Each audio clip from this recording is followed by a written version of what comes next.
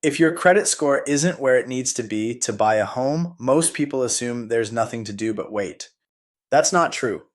There are real, specific moves that can push your score up faster than you'd expect, if you know which ones actually matter. Here's the thing about credit: some of it is slow, the age of your accounts, old late payments that takes time.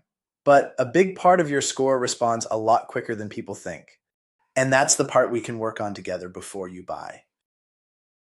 The biggest lever is your balances. How much you owe compared to your credit limits is one of the heaviest factors in your score. Pay the right cards down the right way, and you can see a real difference. It's not always the card with the highest balance. Sometimes it's about how the debt is spread across your accounts and even the timing of when that balance reports. Another item to look at is errors. You'd be surprised how many reports have mistakes. A balance that's wrong, an account that isn't yours, a late payment that never happened, something that should have dropped off years ago. Getting those corrected can give your score a nice little bump.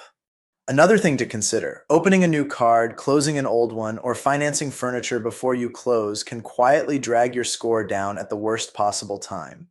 Sometimes the fastest win is just protecting what you've already got. Now, I'm not going to promise you some magic number.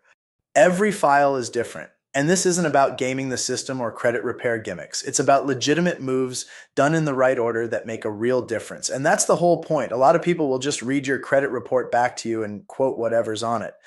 Working the file means digging into what's actually holding your score down, figuring out which moves get you the most, and building a plan around your situation, not a generic checklist.